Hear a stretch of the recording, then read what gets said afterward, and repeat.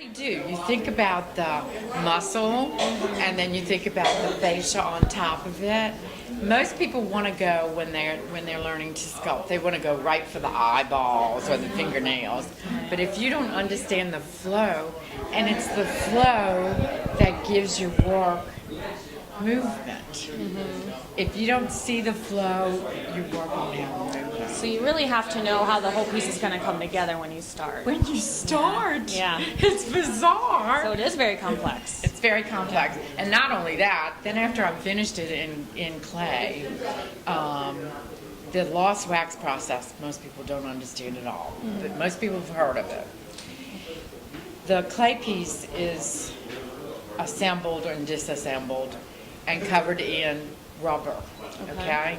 And then you make a mold to that. It's like a negative. Right. Rubber is the negative of the clay. Okay. So then you take the rubber off and you throw away the clay, which is heartbreaking. Yeah, I bet. Yeah, it is. Yeah. And then you pour hot wax. That's the lost wax process. Okay. Pour hot wax into that. the negative on the rubber.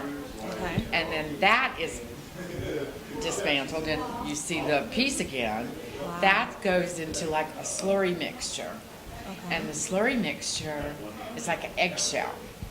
And it holds the hot wax, which is now hardened. Okay, so it's got in the inside. Then that goes in the bottom of a furnace.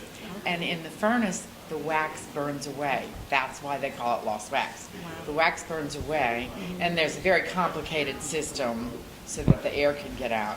But you pour bronze, and it's so cool. It's very tribal and incredibly beautiful experience. But the hot bronze is poured, and then it's got the. It goes out. It's amazing. Wow. It's totally amazing, So and that's what makes it. All these little textures that I see in here, is that from when you're making that mold from the very beginning? It's in the In the wet clay. clay. It's Okay. in the wet clay, and I have to say that I am extremely fond of Rodin, and I'm not even beginning to think that I'm Rodin, but that's who inspires me the most, and so I have more of a rough texture and more of a not primitive, more of a. It's about the movement. You can see where I place the clay, especially on some of the other more rougher pieces. But I also sometimes bring them all the way down to complete smooth, like Michelangelo, which the Guardian is more Right, I along noticed that that. line. So, Oh, beautiful. and this one is because I love my daughter. Everybody loves their kids. Right.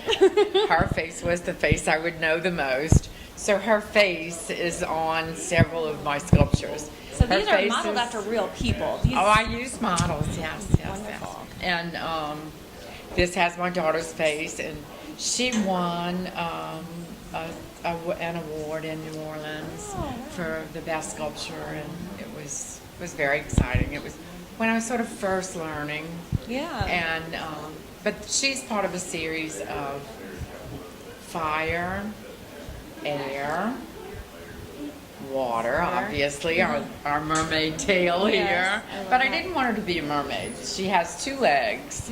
She's human, and she's fantasy. Very That's what I like to do with my work. The human and the fantasy is both of those worlds meeting together.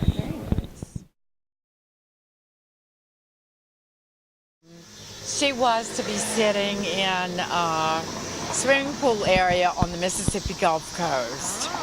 And my inspiration was I was lying out and there were dragonflies everywhere because there's mosquitoes everywhere.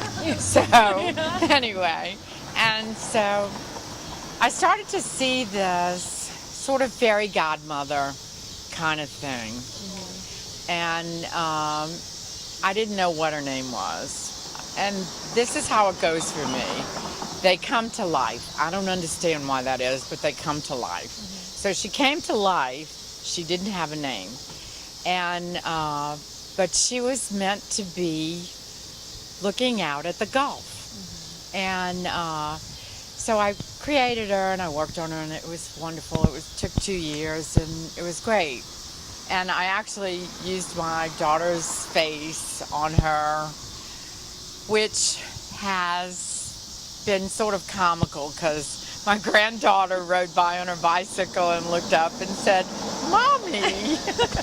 So, Like she was in the statue. like she was in the statue. She was completely confused. But anyway, she evolved into something I call the Guardian, and I gave her very many names, and finally I landed on the Guardian, which seems like your fairy godmother would guard over you. Isn't that what we learned in the fairy tales? Yeah. And so that's what she was. And she was being delivered the day Katrina hit. And I must tell you, where she was sitting is ground zero. The house that we had, the house that was there, was gone, completely gone. But we didn't deliver her because we knew it was coming.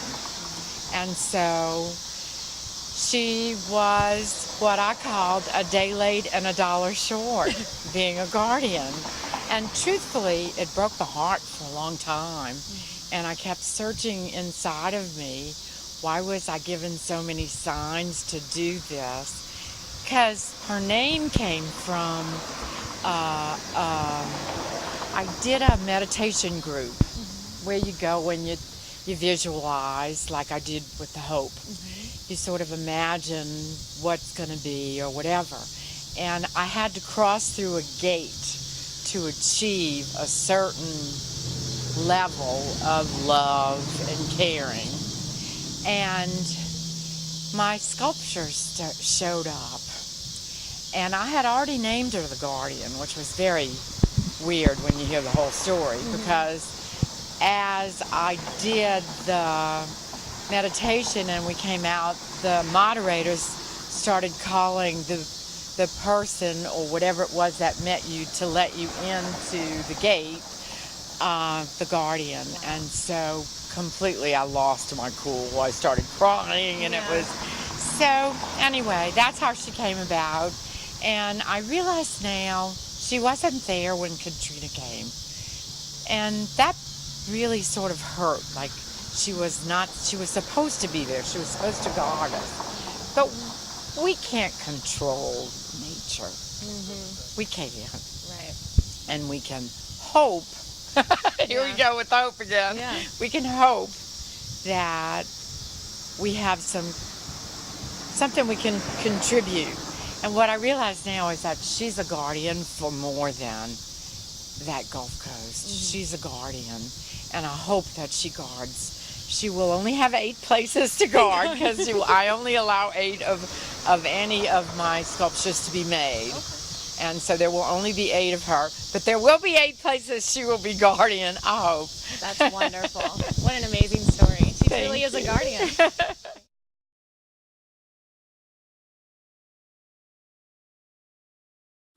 So I noticed that this catches a lot of traffic. It's a great location for this piece because so many people want to know about it. But if they're just driving by and just notice the studio, can they go to your website and check it out? Yes. Most of my sculptures have a story behind them, and they're very personal, but I guess I've decided I need to share them. And it's www.eusticestudios.com. Strange name. EUSTISSTUDIOS.com. And you can hear all the stories and know my inner side. No, that's wonderful. Thank you so much. All righty.